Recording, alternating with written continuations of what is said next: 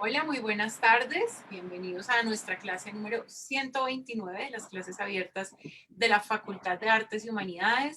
Hoy tenemos nuestra segunda charla del ciclo de charlas sobre voltaje, Salón de Arte y Tecnología, foco Latinoamérica, y nuestro invitado de hoy es Paul Rosero, que es un artista ecuatoriano que estuvo en voltaje en el año 2016. Hola Paul, ¿cómo estás? Bienvenido. Hola, ¿qué tal? Muchas gracias, buenas tardes. Qué bueno tenerte acá nuevamente. La charla que vamos a tener hoy con Paul tiene que ver primero pues con parte de su trabajo, con las reflexiones en torno a arte, a ciencia, tecnología, naturaleza, narrativas, ficciones. Y digamos que la obra de Paul es una obra muy interesante porque cruza por una cantidad de lugares en los que hay unas reflexiones conceptuales y formales absolutamente maravillosas. Paul estuvo en voltaje, como les contaba, en la tercera edición, en el año 2016, con una obra bellísima, es una obra de bioarte. Me acuerdo de una anécdota maravillosa, y es que en el rider, que es lo que le pedimos a los artistas, ¿no? Así como cuántos proyectores necesitas o amplificadores, había una que era hormigas. Entonces tuvimos que hacer una expedición. Paul llegó de Ecuador a recoger a las protagonistas de la obra, que eran las hormigas arrieras, una obra bellísima donde las hormigas justamente construían el sonido de la pieza. Hay que hacer una aclaración, y es que las hormigas volvieron a su lugar de residencia después de que terminamos nuestra instalación de voltaje. Paul, bienvenido. Me gustaría que ya me gusta que la gente se presente ella misma, entonces cuéntanos tú un poco sobre tu trayectoria, tu relación con la tecnología, y vamos conversando, y pues estaremos pendientes de las preguntas en el chat, tanto en Facebook como en el Zoom. Y bueno, muchas gracias a todos y los que se están conectando a acompañarnos hoy. Listo, bueno, muchas gracias Carmen por la invitación. Para mí es un gusto, un placer nuevamente conversar y colaborar con ustedes. Como mencionabas en la edición de Voltaje en la que participé, tuvimos una muy buena experiencia y las cosas funcionaron. Me gustaría aclarar una cosa que creo que es bien importante, y es que esa instalación o ese proyecto es una colaboración que yo tengo con otro artista ecuatoriano que se llama Kwai Ausón, que trabaja específicamente con hormigas. Yo trabajo con diferentes especies dentro de diferentes proyectos, entonces ya vamos a hablar un poquito de eso. Solo quería como mencionar eso y iniciar agradeciendo nuevamente por el espacio y a la gente que se haya conectado. Bienvenidas, cualquier pregunta, en cualquier momento, esto es una conversación. Entonces, respondiendo a lo que me preguntabas, Carmen, eh, yo tengo una formación en artes, bueno, primero en filosofía, luego en artes y luego en ciencia cognitiva y en ciencias biológicas también, más por investigación, ¿no? Entonces, mi trabajo se relaciona bastante en este cruce entre artes e investigación sobre ciencias de la naturaleza específico, más que nada biología y algunos aspectos de geología también. En algunos proyectos hay otras cosas, vamos a ir viendo. Vengo trabajando más o menos en esta línea hace unos 10 años casi. Antes tenía un trabajo más cercano a las ciencias sociales quizás, más hacia la sociología, la antropología, y ahora es ya una mezcla de todo, digamos. Y soy también profesor, soy educador de la Universidad San Francisco de Quito, en el área también de artes visuales, y por sobre todo mi cátedra es arte, ciencia y tecnología, y otra que se llama nuevos medios, por ejemplo. Eso sería como un resumen. Bien, me parece interesante también que nos cuentes cómo está el panorama de arte y tecnología en general en Ecuador, y cómo lo ves un poco en América Latina, ¿no? Digamos que la conversación de ayer, que fue la primera, hablábamos un poco de cómo estos espacios se han ido, digamos, creando en los últimos Es 20 una, años. es una pregunta, perdón. Que digamos que en Colombia son unos 20 y 20 y tantos años de tecnologías como electrónicas y digitales, y 50 de artes y tecnologías en general. Ah, ok, ya. Bueno, yo haría una diferenciación de entrada, quizá, ¿no? Porque quizás desde un aspecto, quizá puede ser práctico en el sentido de dividir un poquito más a esas prácticas, ¿no? Las que son como artes, las llamadas artes electrónicas o las llamadas artes relacionadas con tecnología en específico, y otras que son las artes relacionadas con ciencia, ¿no? Donde no necesariamente un aspecto tecnológico o técnico está presente en el primer plano, ¿no? Por ejemplo, hay obras de videoarte que son pinturas, ¿no? Sino que el concepto es sobre la biología o algún aspecto, ¿no? Entonces, sí hay una diferenciación en ese sentido, y en el caso de la escena ecuatoriana, esa diferenciación es bastante notoria, ¿no? Porque nosotros, por ejemplo, en Quito hemos tenido, hubo en los años pasados varias ediciones, por ejemplo, de este evento llamado Fiesta de la Luz, que es un evento que viene de Francia, ¿no es cierto? En donde por sobre todo es lo que vemos como arte y tecnología, ¿no? Arte con luz, a veces cosas interactivas, etcétera. Y eso, digamos, hubo en Quito, hay algunos artistas interesantes que trabajan en esa línea, otros artistas que ingresaron a trabajar con luz para poder formar parte de estos eventos también, ¿no? Entonces, ese movimiento existe, está bastante relacionado con temas de espectáculo, con temas musicales, con eventos, ¿no es cierto? Hay bastante colaboración entre la creación de escenografía o la creación de un ambiente con respecto a una presentación musical, etcétera, ¿no? Entonces, en ese sentido podríamos decir que ese tipo de escena no es multitudinaria, obviamente, no, pero se manifiesta y cada vez más, ¿no? Por ejemplo, en la universidad mía tenemos clases de eso, hay otras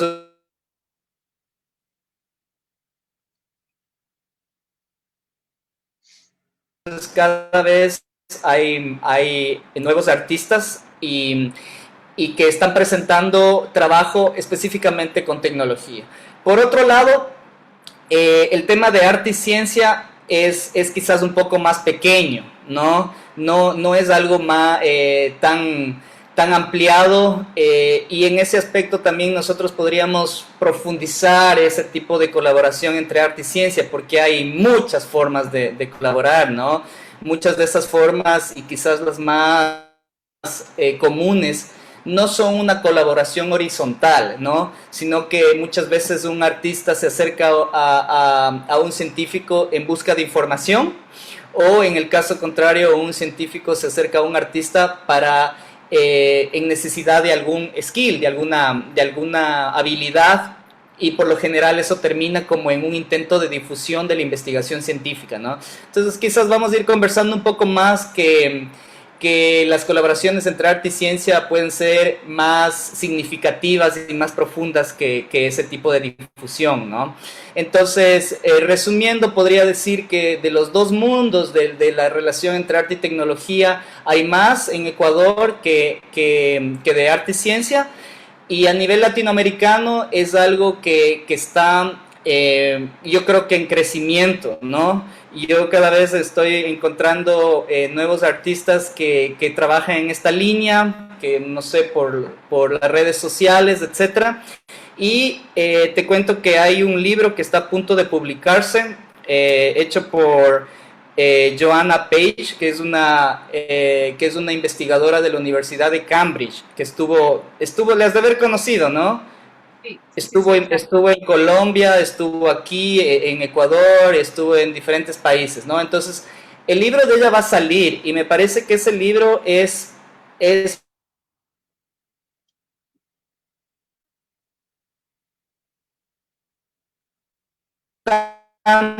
en esta línea, ¿no? Y es una investigación interesante sobre eso, ¿no? Entonces, eh, en ese sentido, creo que cada vez se va sobrellevando un tema que es un poco limitante, que es la idea de la ciencia en países que no están en la vanguardia de ese tipo de investigación, ¿no? Entonces, eh, yo creo que en Latinoamérica en el sentido existe trabajo de gran calidad, pero que todavía tenemos que romper un poco ese estigma, ¿no? O sea, porque como una manifestación de la investigación humana también se le relaciona con avance, ¿no? Con desarrollo, con esta idea de... Y finalmente la podríamos hasta relacionar con capitalismo, ¿no? Pero vamos a ir hablando de eso. Sí, yo creo que esa reflexión que haces, Paul, es muy interesante porque justamente de eso hablaba un poco ayer, de cómo han funcionado hasta ahora las curadurías de voltaje, y es que los proyectos que nosotros traemos son proyectos que no tienen que ver ni con el espectáculo, ni con el entretenimiento, ni con el desarrollo, sino con reflexiones muy profundas, poéticas, conceptuales, formales, de los mismos cruces que tienen los artistas a partir de formas de ver el mundo, ¿no? Entonces creo que ahí estaríamos muy alineados justamente aquí también. Siempre han existido todos estos movimientos que tienen que ver mucho, sí, pues obviamente con esa herencia, digamos, de la Nuit Blanche francesa y de todo ese tipo de eventos donde a veces se encuentra unos artistas maravillosos, pero a veces también está en ese terreno que es un poquito más superficial.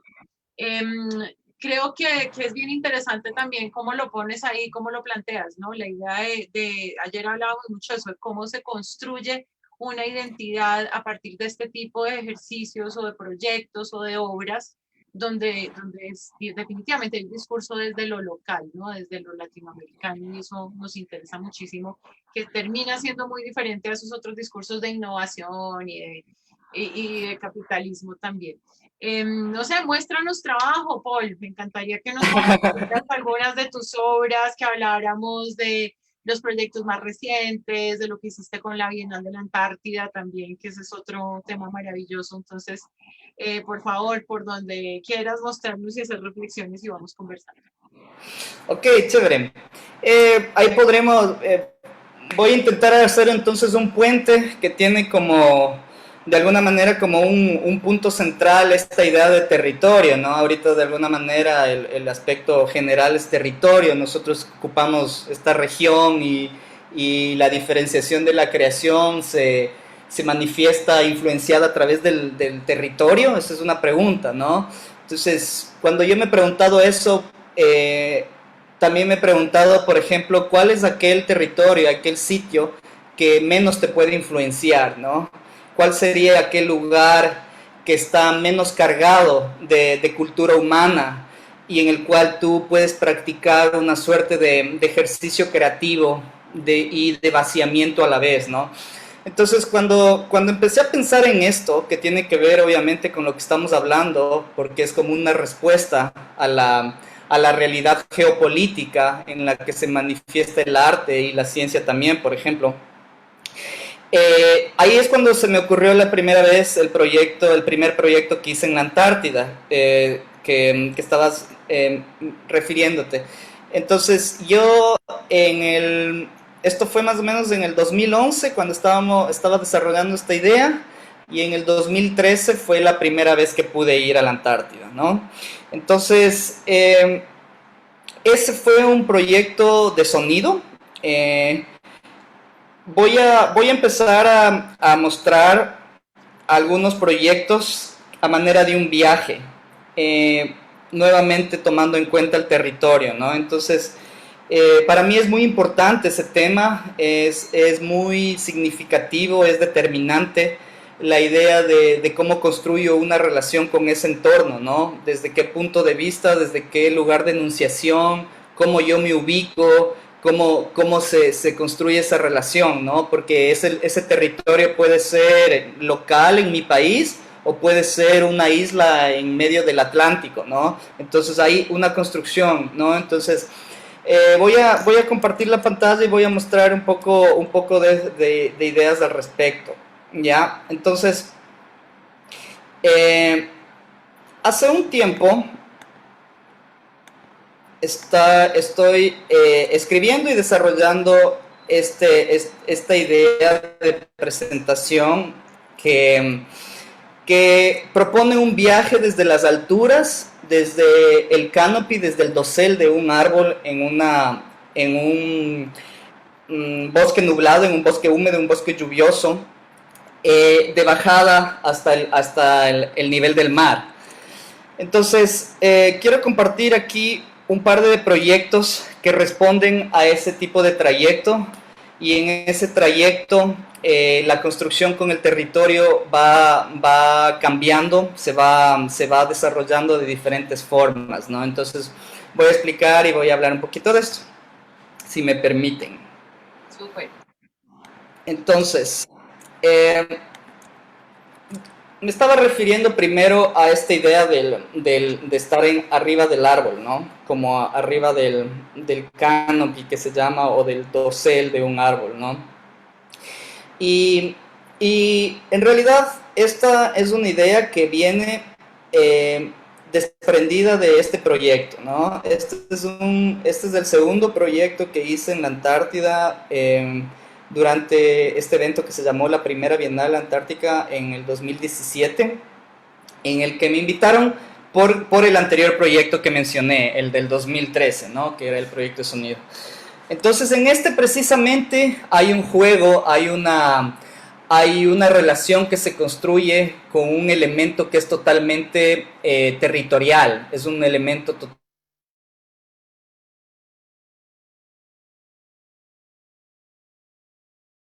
endémico, ¿no? Del Ecuador. Es una planta de cacao que se denomina cacao de origen. Las plantas se les llama aquí cacao arriba. Este proyecto se llama arriba, haciendo referencia a esa forma de nombrar a esta especie de cacao. Entonces, el proyecto consistió en generar un viaje de esta especie y convertirla de esa manera en una suerte de planta migrante, de una planta que viaja, una planta que traspasa los límites creados por los humanos, ¿no? Entonces esta planta tuvo que viajar desde el centro del planeta, desde el Ecuador, hasta el Polo Sur, hasta este lugar que es en la península antártica, una isla que se llama Bahía Paraíso. Es un lugar en donde se han encontrado flora y fauna de temperatura subtropical, mucho más temperada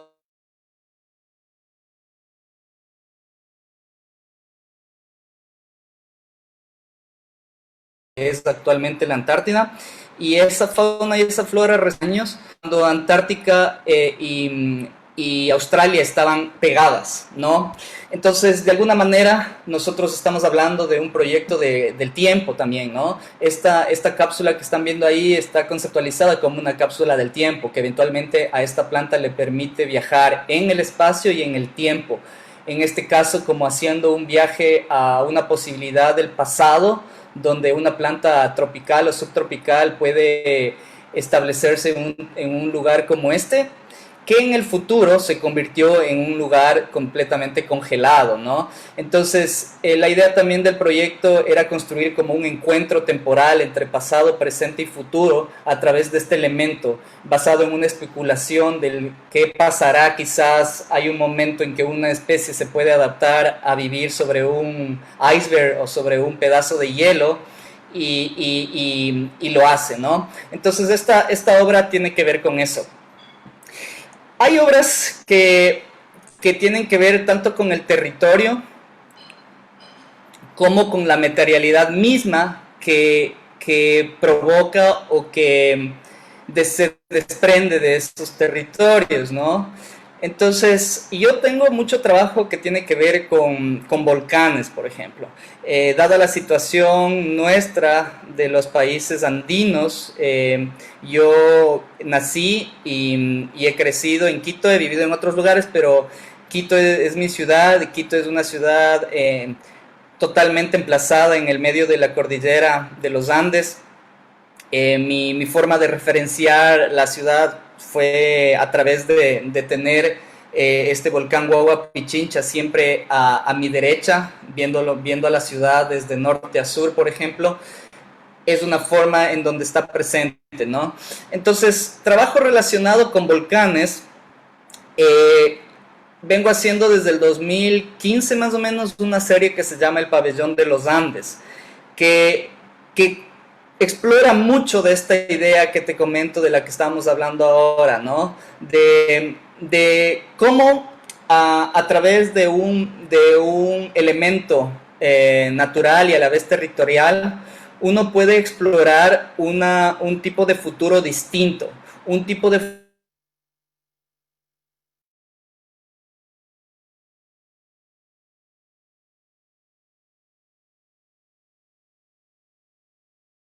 status quo, la diferenciación actual, lo imagino yo a partir de la explosión volcánica, ¿no? A partir de esta potencia que está ahí dormida, paralizada y que de pronto despierta y es capaz de transformar la realidad de un momento a otro.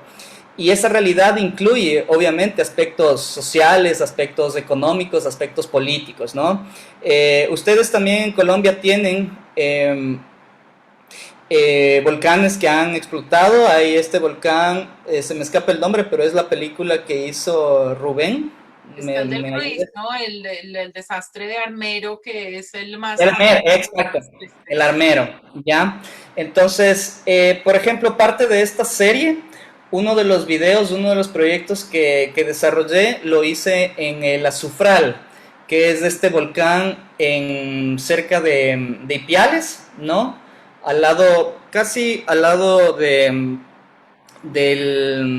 Galeras, ¿no? Yo estaba intentando trabajar en el Galeras por esta historia que hubo de estos vulcanólogos durante una expedición que murieron algunos, etcétera. Entonces, finalmente terminé haciéndolo en el Azufral, ¿no? Entonces, eso como una anécdota.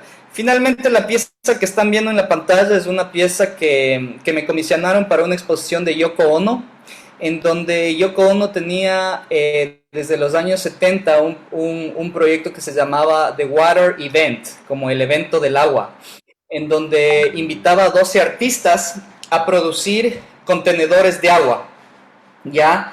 Entonces, esa era la consigna, ¿no? Entonces, esta pieza se volvía se tornaba en una colaboración con Yoko y formaba parte de esta instalación en donde estaban los 12 contenedores de agua desarrollados por los artistas invitados, ¿no? Entonces, este proyecto Yoko Ono lo ha seguido haciendo a través de las décadas en diferentes lugares donde ha mostrado. Y, y cuando vinieron a hacer la exposición aquí, invitaron a algunos artistas latinoamericanos y entre ellos a mí, y esta es una pieza que decidí hacer esto, ¿no? Entonces esto es parte como de este gran proyecto de los volcanes que menciono, pero es como una pieza menor, ¿no? Que es como una pieza como más objetual, que habla de este diseño, de este tipo de cantimplora que puede filtrar el agua de lluvia para un momento de sequía, por ejemplo, ¿no? Entonces, como que este objeto tiene aquí casi no se ve, pero aquí hay un como embudo de vidrio por donde entra el agua y el proceso sucede adentro, ¿ya? Entonces, como ven, este tipo de idea de alguna manera se relaciona tanto con territorio, tanto con la idea de exploración, con la idea de una relación, cómo entablas una relación con el entorno, ¿no? En un momento histórico en el que esa relación ha estado bastante abusada, por decirlo de alguna manera, ¿no? Entonces, hay algunos proyectos que tratan sobre eso. Si quieren pueden preguntarme cosas y voy sacando otras cosas, ¿ya? Por ahora yo no veo preguntas en el chat, no sé si en el Facebook, de pronto, si Lucho nos cuenta. Ya miramos y Em, las que hayan las traemos. Listo.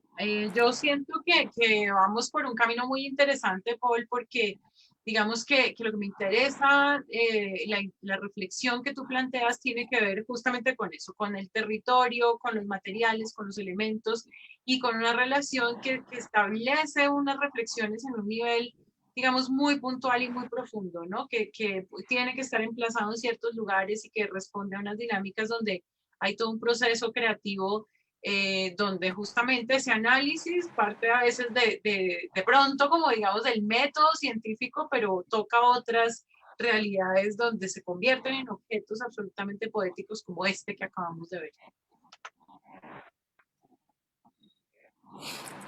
Chévere, gracias. A ver, voy a compartir un poquito más sobre este proyecto porque como les menciono, ya voy trabajando en eso 5 años y es un proyecto que todavía continúa, ¿no? Entonces, actualmente lo que hice es escribir un artículo al respecto que está publicado en esta página de la colección Cisneros. Entonces, aquí les muestro, pueden observar y pueden ver los videos también. Este video que es el primero de esta serie es un video filmado en el volcán Cotopaxi en un momento de actividad. Entonces, las historias se manifiestan en diferentes volcanes. Y después hay un momento en donde yo empiezo a hacer una relación con otro tipo de territorio y ya se rompe toda esta dicotomía, estos binarios entre dominador, dominado, etcétera, ¿no? Y ahí es donde me interesa más llegar a mí con esta idea, ¿no? Entonces, aquí un poco explico a través de un texto, ¿no es cierto?, de una manera de expresar las ideas desde un punto de vista quizá entre poético y lógico, podría decirse, porque este texto está escrito desde esa idea, que sea a la vez académico, pero también que sea poético y que tenga como estas ideas. Entonces, aquí lo que menciono es que, como decía en un momento, el volcán, al tener esa potencialidad de cambiar la realidad, nos brinda un espacio para la especulación y para la oportunidad, para la emergencia de algo nuevo. Es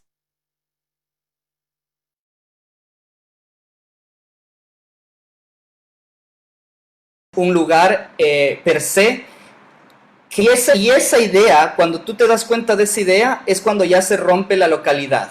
Porque un volcán, así como hablábamos del Armero, ¿no?, en Colombia, puede suceder lo mismo que pasó en Colombia, como puede suceder, por ejemplo, en Sicilia, en el Etna, donde los italianos también se han asentado en las faldas de los volcanes, porque como sabemos la tierra volcánica es rica en nutrientes para los sembríos, etcétera, y asimismo nosotros alrededor de la cordillera de los Andes hemos hecho lo mismo, ¿no? Entonces, si tú te pones a ver en ese sentido, hay aspectos humanos que no tienen diferenciación, ¿no? Desde ese punto de vista, vamos a decir, hay un principio de sobrevivencia, necesito sembrar, necesito comer. Entonces, mi relación con ese volcán inicia desde esa perspectiva. Luego se va desarrollando otra construcción. Entonces, en esta acción que vemos aquí, esta es la erupción del volcán Stromboli en Italia, bueno, digamos, cerca ya de Italia, cerca de Sicilia, ¿no?, más arribita. Y en este caso a mí lo que me interesaba era construir una historia que ya sea bastante más transoceánica, bastante más global, pensando en la Tierra como ese medio. Aquí tal vez vamos a entrar un poco en teoría así sobre arqueología de los medios, etcétera, pero pensando en la Tierra como ese medio que quizá en algún momento Nikola Tesla mencionaba, ¿no?, que la Tierra misma es el lugar por donde tú podrías transferir la energía, por donde tú podrías transferir la electricidad sin necesidad de cables, porque hay esa potencialidad. Entonces, este proyecto, justamente esta imagen que están viendo aquí, en el video final se mezcla con las imágenes de la Sufral, ¿no? Entonces hay este personaje que está como un personaje bastante misterioso, recorriendo, accionando en los videos. A veces el personaje es un personaje andrógeno, a veces se le ve como más hombre, a veces se le ve más mujer, a veces se le ve como intersexo, así es como una construcción de un personaje que está interactuando en el medio. Y en este caso salta en estas dos montañas que que de hecho Humboldt comparó, ¿no? Entonces Humboldt en su libro Cosmos habla sobre esta relación intercontinental que la puede sentir, pero que no la entiende aún, a partir de la fuerza sísmica de los volcanes, ¿no? Y él menciona los volcanes de Pichincha aquí en Ecuador, los de Quito que mencionaba al comienzo, y también los volcanes de Italia y los volcanes de Colombia, de Pasto, ¿no? Entonces, desde esa perspectiva podemos ya pasar como que a una temática que parte de esa localidad, pero que va construyendo una visión un poco más universal, un poco más global de esa relación con la roca, de esa relación con el agua, etcétera, ¿no? Entonces, en este texto, por eso hay dos partes, que es la primera del glaciar al océano, y una vez que llegas al agua, digamos, al océano, hay desde la superficie a la profundidad, ¿no? Entonces, aquí pueden encontrar esto, les invito si quieren entrar, porque van a estar un poco de tiempo, hay la versión en español y la versión en inglés, ¿ya? Entonces, eso para mencionar aquí, Sara Garzón es la curadora que me invitó a hacer esto, y por cierto es una curadora colombiana, ¿no? Entonces, todo es interesante por aquí, por ahí hay algunas conexiones.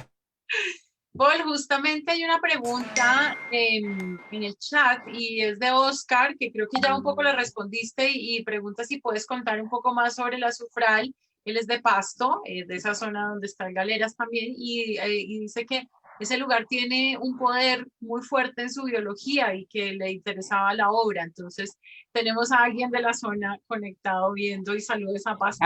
Mucho gusto, chévere, gracias.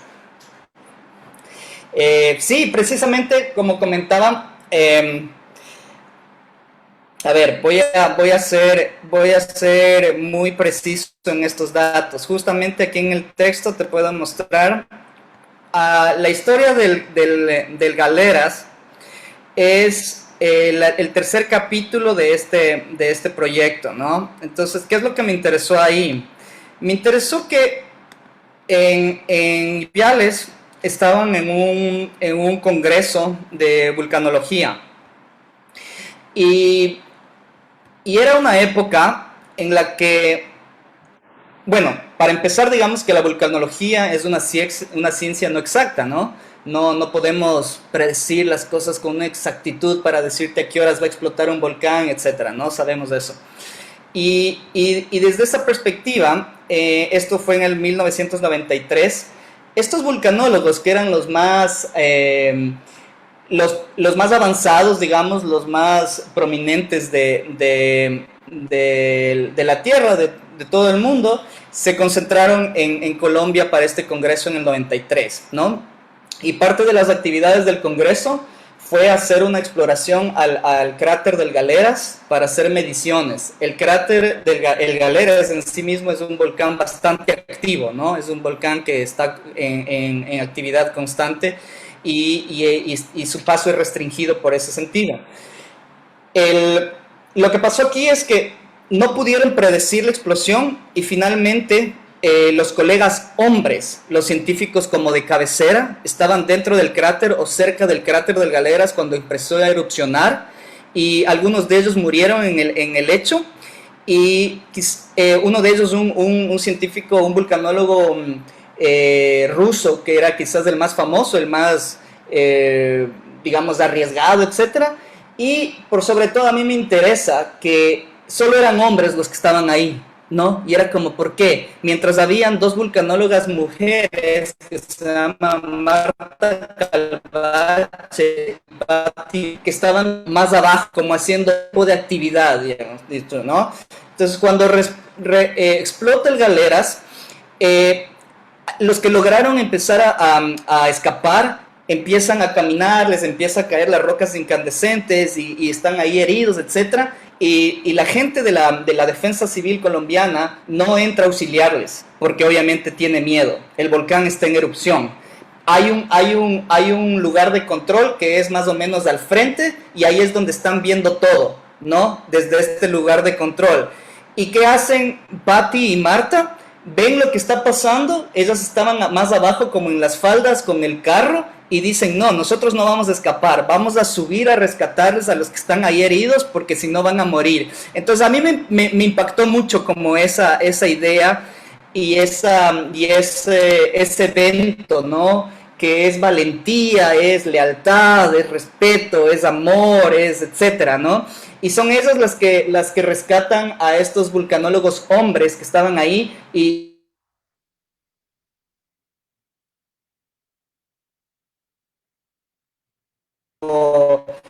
como un acto heroico, pero es un acto heroico completamente cuando tenemos un pasaje histórico que no ha sido justamente reconocido a una mujer, ¿no? Entonces a mí me parecía que era muy importante contar esta historia. Y además, Patty Motz vive todavía, vive en Quito, es directora o era directora del Instituto Geofísico de ahí, entonces era alguien con el que yo empecé a escribirme, etcétera, y le conté que a mí me parece, y yo le admiraba por esto, etcétera. Entonces, esa es un poco la historia que me llevó ahí, Oscar, para comentarte sobre eso. Y a partir de esa historia, bueno, fui construyendo la narrativa un poco más compleja. Luego la mezclé con algunas películas. Hay una película, Casa de Lava, de... ahí se me acaba de ir el nombre del director portugués, Pedro Costa, que en la que la personaje principal es una personaje mujer que está también en un volcán con un vestido rojo, ¿no? Está caminando así como en una... Y entonces yo utilicé como que me apropié de ese elemento del vestido y el vestido aparece por ahí en el cráter, en la laguna, dentro de la azufral, haciendo un contraste con ese verde y ese amarillo bastante fuerte del azufre. Entonces ahí hay una construcción con eso y también con una construcción más tarde con la película Stromboli de Rossellini, ¿no? En donde también la personaje principal es una mujer, ¿no? Entonces, que se llama Karim. Entonces esta película se llama Buscando a Karim.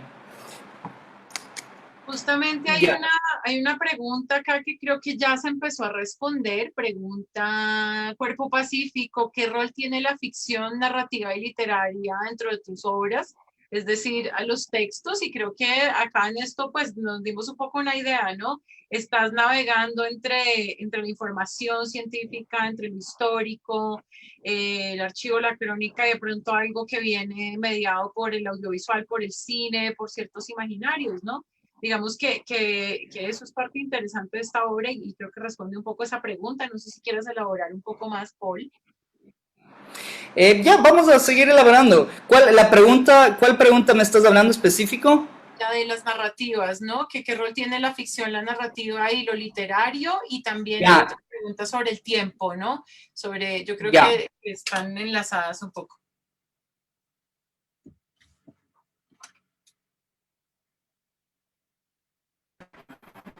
¿Qué rol tiene la ficción narrativa y ya, esa es una pregunta bastante interesante porque, a ver, vamos a decir por un lado que cuando la pregunta es sobre la ficción, la narrativa y la literaria, quizás es la literatura a lo que se refiere la pregunta, ¿no es cierto? Ficción, narrativa y literatura en tus obras, ¿ya? A ver, yo no pondría bueno, no son sinónimos, tampoco está aquí mencionándolos como sinónimos, pero por un lado, yo, yo tengo yo quería ser escritor cuando era adolescente. Esa era mi pretensión y por eso yo primero estudié como filosofía y literatura. Entonces yo me entrené en la escritura de cuentos, por ejemplo. Entonces tiendo a construir las narrativas en esa manera, como en esa estructura más o menos, ¿no? Y dentro de esa estructura, si hablamos de ficción, por ejemplo, me gusta pensar que una exposición, por ejemplo, o un proyecto de arte puede funcionar como un libro.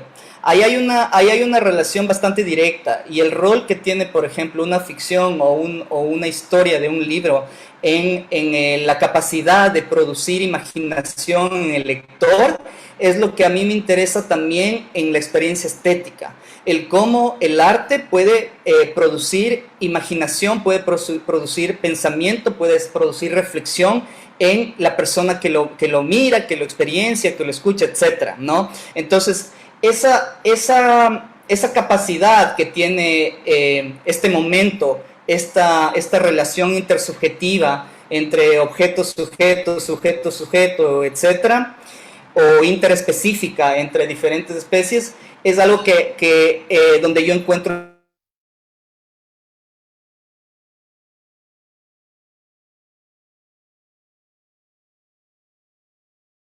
campo de creación. Y ese campo ahí empieza a generarse una suerte de ficción, que cada ficción que, que es momentánea, pero que puede también ser pragmática, ¿ya? Entonces, para mí, en ese sentido, la ficción, la narrativa, la literatura, la fantasía, lo supraterrenal, digamos, cosas así, son parte de una realidad, parte de las diferentes capas de la realidad en la que vivimos, y el cómo nosotros construyamos un proyecto nos permite ver esas capas de esa realidad. Entonces, a mí me interesa mucho construir ese potencial, ¿no? Y desde una perspectiva, el arte en ese sentido se convierte también en un medio hacia algo, ¿ya? Muchas veces uno puede pensar como un mecanismo, como un vehículo hacia eso, ¿no? Quizás por ahí va la respuesta, que me parece que es cuerpo pacífico. Juan Pablo, mucho gusto, qué chévere. Gracias. De ahí, con respecto al tiempo, ¿sí? Vamos así preguntando, así respondiendo. Como Ok. quieras, Paul, todavía tenemos tiempo, tenemos unos 20 minutos, un poco largos. Si quieres mostrarnos otro proyecto, como tú, Piqué, quieras enlazar las A preguntas. ver, ok, vamos a hablar un poquito sobre esta idea del tiempo. Para eso voy a mostrar otro proyecto, que voy a abrir mi página y voy a mostrar un proyecto que se trata sobre un fósil vivo, ¿ya?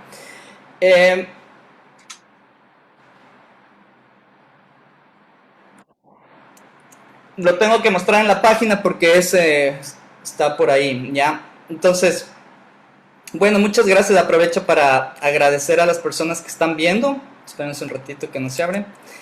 Y también por las preguntas. Voy a abrirlo desde acá.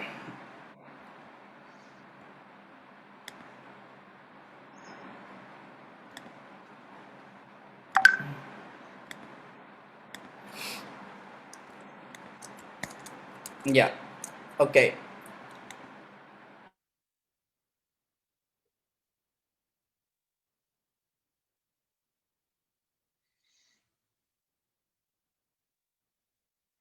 Creo que se nos fue Paul. A ver, no sé. Esperemos un momentito a ver, porque creo que estamos teniendo un glitch de señal. No sé si alguien quiere hacer una pregunta mientras tanto en el chat. Bueno, gracias a la gente que se ha conectado, que nos acompaña. Les cuento un poco más. Digamos que cada uno de los artistas que tenemos esta semana ha pasado por Voltaje, menos Brian McCarran, que es con quien vamos a estar hablando. Hay más o menos, ¿no? Ya volviste, Paul, te había sido. Paul. Se nos fue Paul. Ya, volviste. Pero estás Ahí mudo. volví. Ya, Ahí volviste. volví. Sí, ya. Ay, perdón. No. Ok, No te preocupes, ok. nos pasa a Ya. todos. Voy a volver a compartir la pantalla. Ok, chévere. Estaba compartiendo la pantalla, ¿ya? ¿Se ve? ¿Sí Estamos se ve? viendo, no, ahora no estamos viendo, estamos viendo tu navegador. Ya, ahora sí, ya, ahora sí. Perfecto. Ya, ok. Entonces voy a hablar un poquito sobre esta obra, ¿ya? Esta es una obra que se llama Across Time. Precisamente tiene que ver de una manera directa con el tiempo, ¿no? Esta es una obra que se basa en la idea de un estromatolito. El estromatolito se le considera el fósil viviente más antiguo del planeta. Los estromatolitos se teoriza que son los causantes de que el planeta se haya convertido de anaeróbico en aeróbico. Es decir, fueron creadores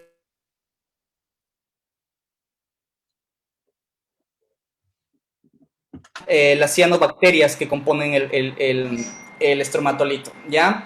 Entonces, a mí me interesó mucho la idea de un elemento más allá de los árboles, por ejemplo, que tenga este proceso tan directo con la producción de aire y que nuestra vida, ¿no es cierto?, dependa de eso.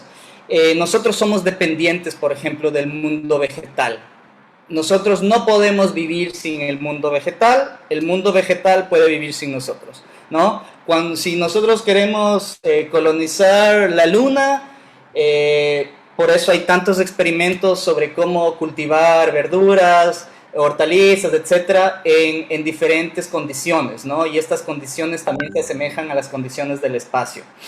Entonces, me interesó mucho este objeto, ¿no? Este objeto que tiene vida, que también podría considerarse sujeto, ¿no?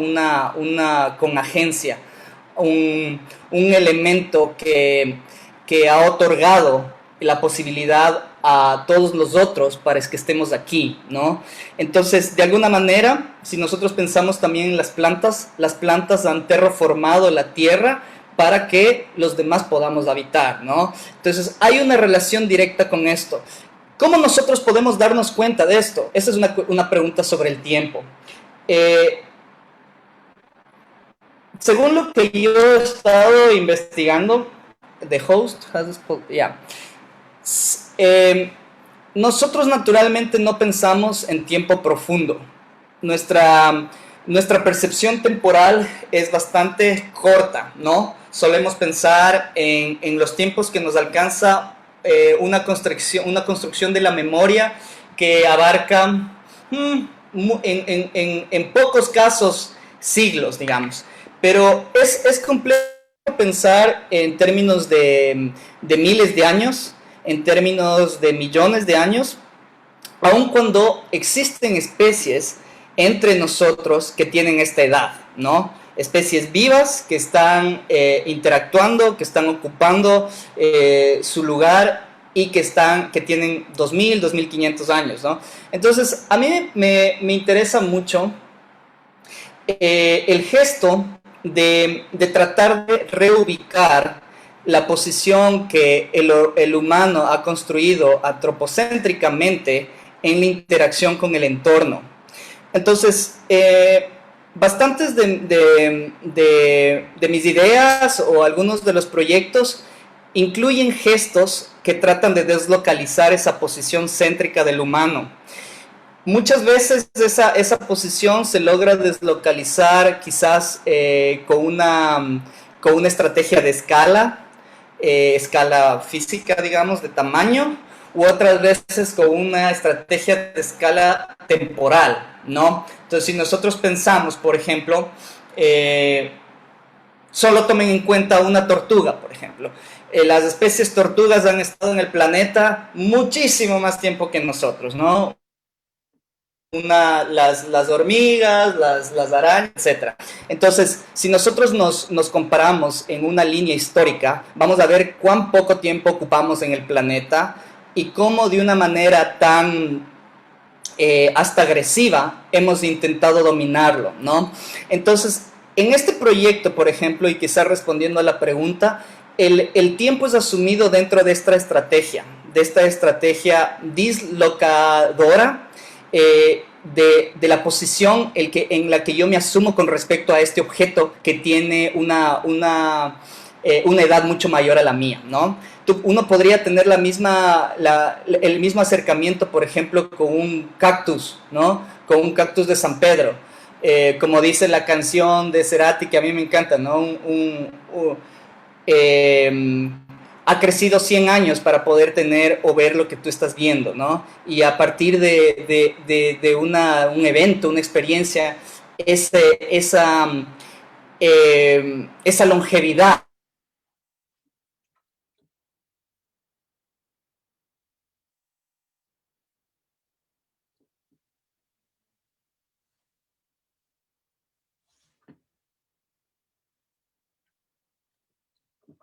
Se nos volvió a congelar Paul en la longevidad. Esperemos un momentito a ver si regresa en la idea de la temporalidad.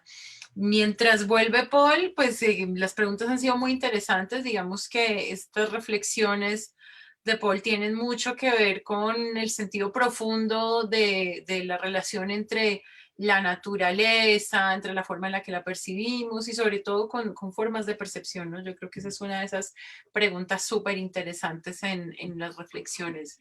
Eh, También hay una cosa que a mí particularmente me interesa mucho cuando empezamos a buscar los proyectos de los artistas y es la relación con la materia, ¿no? Fíjense que en este tipo de proyectos artísticos la materia es lo que digamos, no son los procesos tradicionales de las artes tradicionales, ¿no? No estamos hablando un poco desde la plástica, desde cómo se trabajó, digamos, el papel o cómo se trabaja la piedra, ¿no? Hay otra reflexión que es mucho más diferente, ¿no? Donde realmente el objeto se convierte, digamos, en un potenciador de todas esas relaciones y de todas esas reflexiones.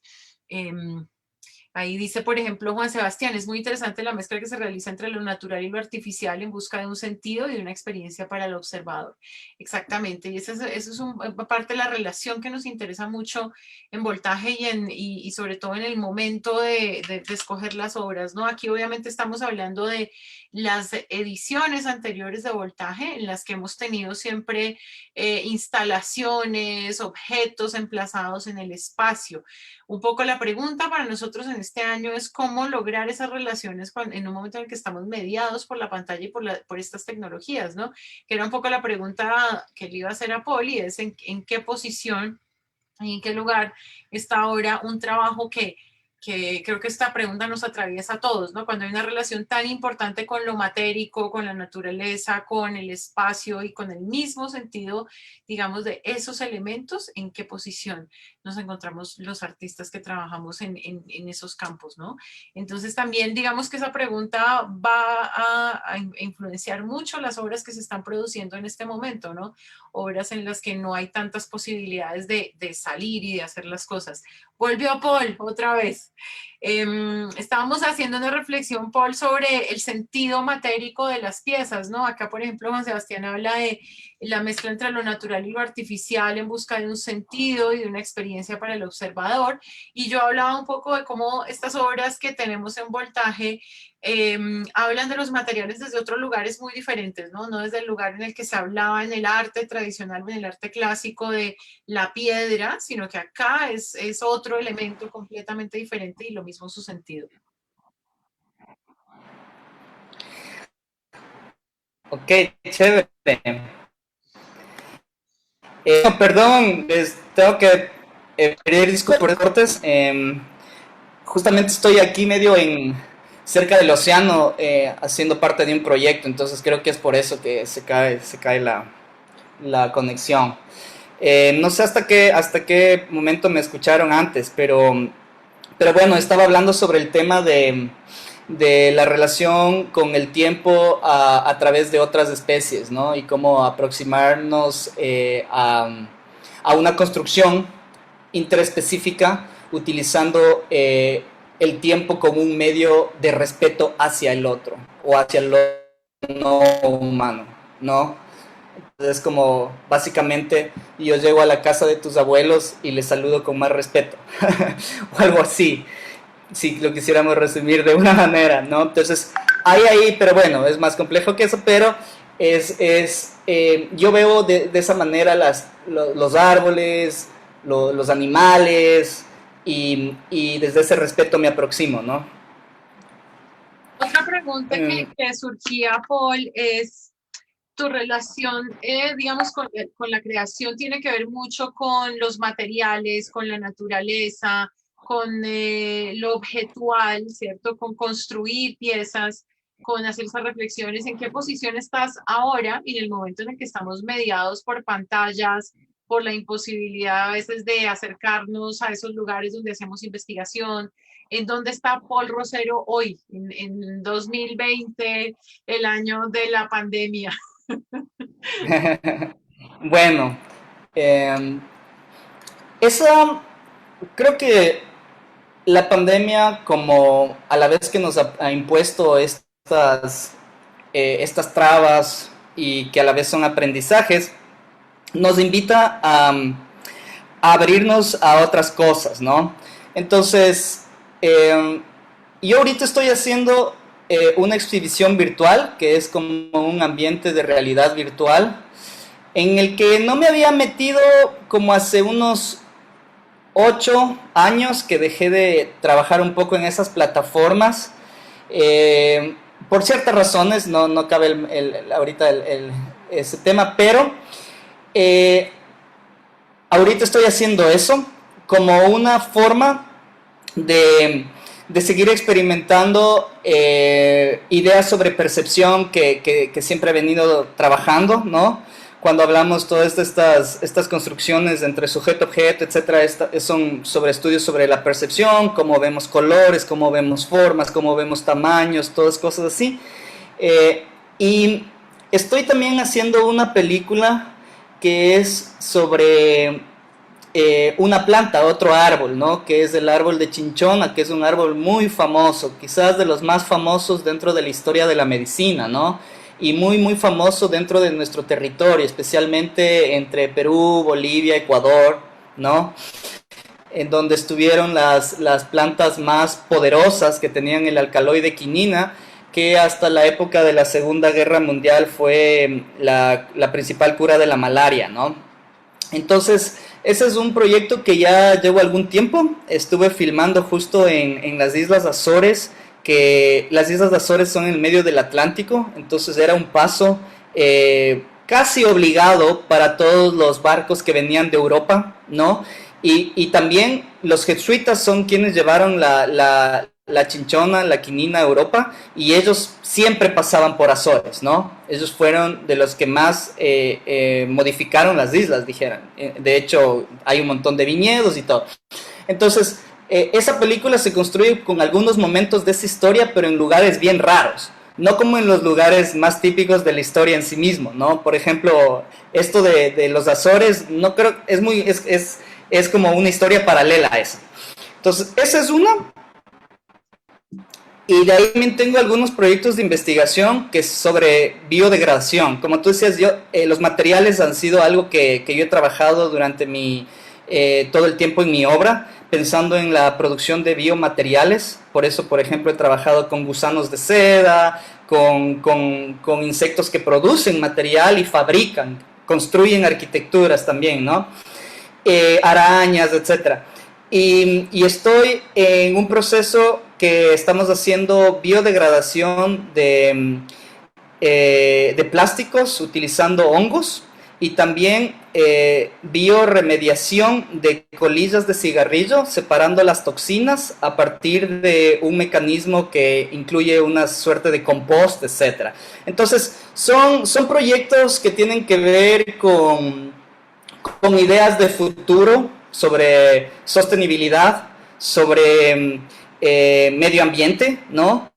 Y por sobre todo también con la idea de experimentar con materiales biológicos que dentro de la cadena de producción no se tornen en un nuevo elemento contaminante, ¿no? Entonces, las obras que ustedes ven por ahí, la mayoría de los materiales que se utilizan son creados, muchas veces con tierra volcánica, con diferentes cosas.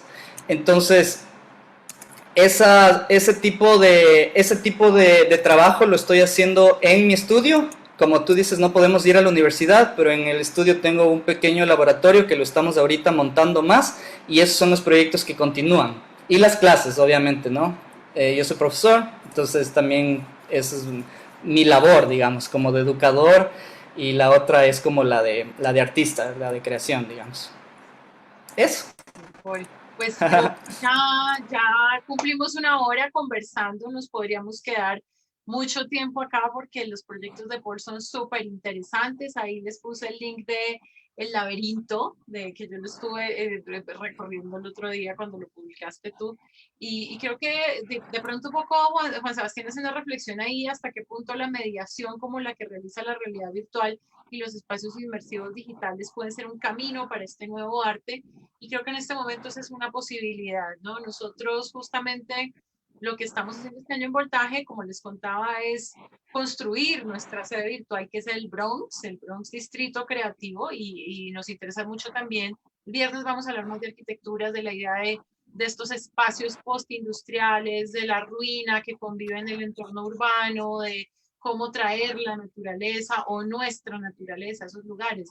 Y creo que también es muy interesante esto que ha pasado. Nosotros siempre hemos hecho unas sesiones en las que hablamos con los artistas, pero también esta mediación digital nos permite que por ejemplo, Pasto nos pueda estar acompañando acá, ¿no? Que en el mundo, en la vida anterior no era tan fácil tener este tipo de conexiones. Entonces creo que, como dice Paul, hay unas cosas interesantes que nos trajo este año y otras que no tanto, pero pues obviamente lo importante es cómo seguir estableciendo estos puentes.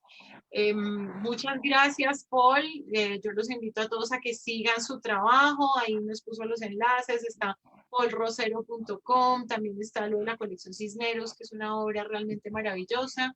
Y bueno, y pues estamos acá siempre como tratando de construir esta comunidad, sobre todo hablando desde Latinoamérica. Este es justamente el tema que me interesa a mí mucho en este año y siempre me ha interesado. Digamos que hay, y si se fijan en las reflexiones muy poéticas, maravillosas, desde el entorno, desde el lugar y desde la mirada, que creo que es importante seguir construyendo. No sé si alguien tenga más preguntas para Paul en el chat. Tenemos unos minutitos todavía antes de cerrar. Y no sé si Paul quieras hacer alguna reflexión final mientras esperamos alguna pregunta. Gracias, te doy las gracias por acompañarnos. Maravilloso como siempre escucharte y ver en todo lo que sigues trabajando. Es realmente fascinante. Ajá, muchas gracias nuevamente. Te agradezco por la invitación. Para mí es un gusto y siempre será un gusto poder colaborar y mantener estas redes que hemos ido formando en el tiempo. Y también aprovecho para saludar a los colegas que nos estén viendo, que han participado por Voltaje. Tengo unos muy gratos recuerdos de conocer gente ahí durante ese año, justamente como Laura.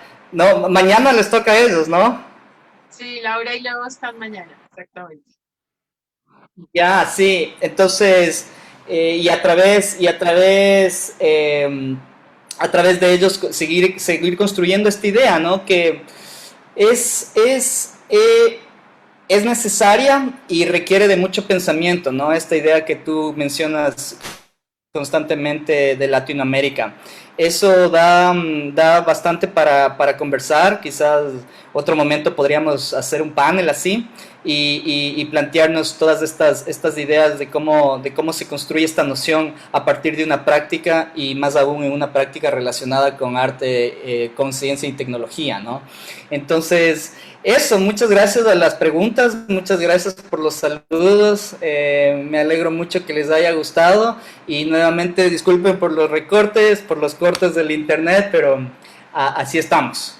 Así estamos, Poli, y así a veces alguien se queda congelado y alguien entra a reflexionar. Entonces, así estamos trabajando ahora. Gracias, Paul, en verdad, y sí, maravilloso seguir trabajando en esto, y no solo Latinoamérica, me gusta mucho el concepto del sur global, aquí ya en Colombia ahora estamos hablando de Colombia profunda, creo que podríamos hablar del sur profundo también, que es un concepto maravilloso. Ah, sí, sí, Entonces, sí. Y es un tema maravilloso. largo. Entonces, bueno, ahí hablamos para ver si hacemos algo más. Súper. Bueno, a Claudia, muchas gracias. Juan Sebastián, Charlie. Charlie estuvo ayer también, Oscar. Sur Profundo, eso está bueno. Hagamos el Sur Profundo. Los seguimos esperando Azul toda profundo. la semana en Voltaje. Y Paul, pues muchos éxitos en todos tus proyectos. Y a toda la gente que nos acompañó hoy, pues la seguimos esperando esta semana. Y recuerden que inauguramos el 8 de octubre nuestra versión virtual. Abrazos a todos, abrazos, Paul. Gracias por Oh, acompañarnos. muchas gracias. Linda Chao. tarde. Feliz tarde. Adiós. Chao, chao. Chao, chao.